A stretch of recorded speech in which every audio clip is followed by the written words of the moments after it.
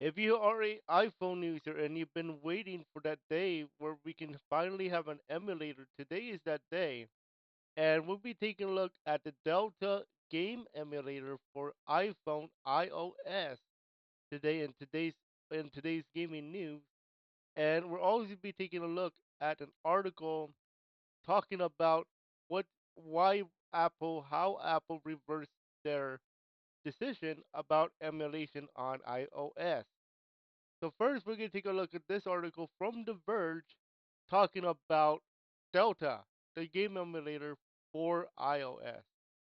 And the headline reads, "The free Delta game emulator for iPhones is live on the Apple's App Store." And I have checked it; it is now live. And the developer's name is Riley Testut. So let's take a look at the article. The Delta emulator is finally officially available on the Apple App Store for free. You should be able to find it in Apple's official store in many countries outside of the European Union. If you live in the European Union or EU, it should be available in a new third-party site called Out Store Pal App Marketplace that just went live. The app marks the first significant and officially sanctioned game emulator for iPhone, with Apple up again allowing them, which we will take a look at in just a bit.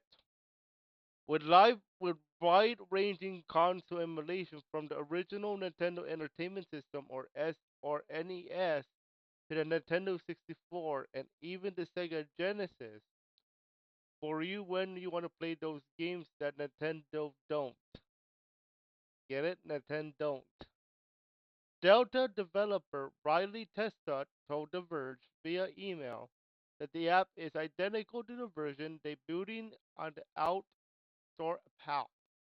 The app features on-screen buttons that change their layout and appearance to match whatever system you're emulating. For example, Nintendo DS, it's going to go vertical.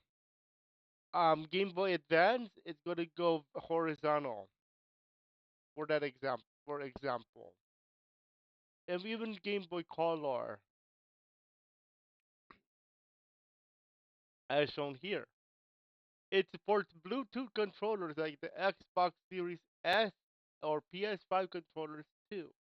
And the app lets you customize your screen or set extra buttons for things like quick save state, essentially letting you pause a game whenever you want to load it up from a save point later, or fast forward through an old school game, all often unskippable cutscenes or endless stream of startup logos.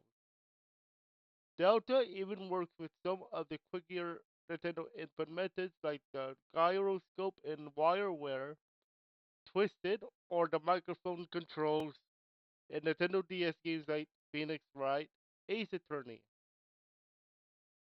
And of course, the word objection is in there. Delta has other touches too, like such as automatically grabbing the box art for your games and the ability to customize the art using its built-in database or your own custom images. And users can import controller skins or make up their own.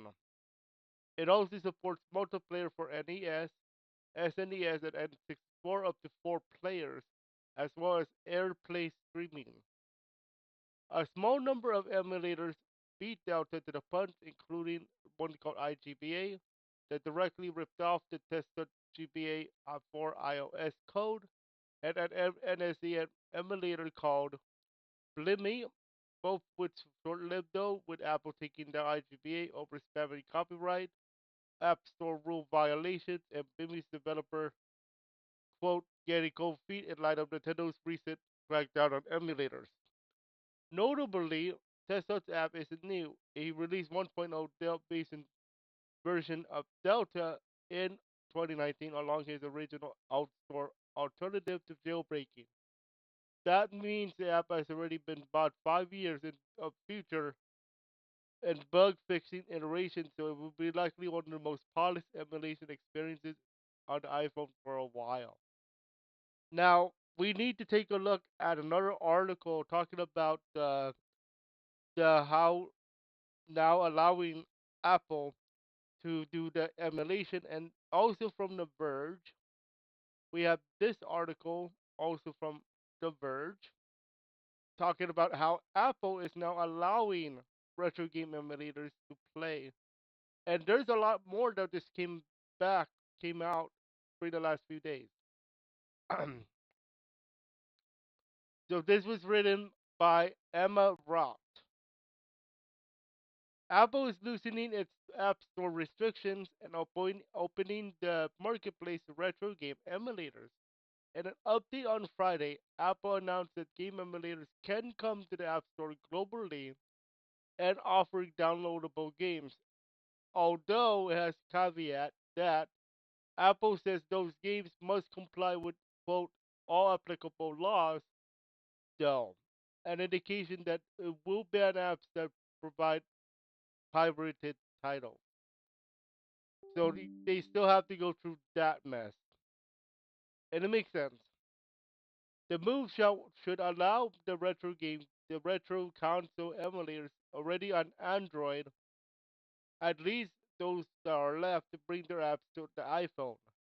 Game emulators have long been banned from iOS, leaving iPhone owners in search of workarounds via jailbreaking or other workarounds.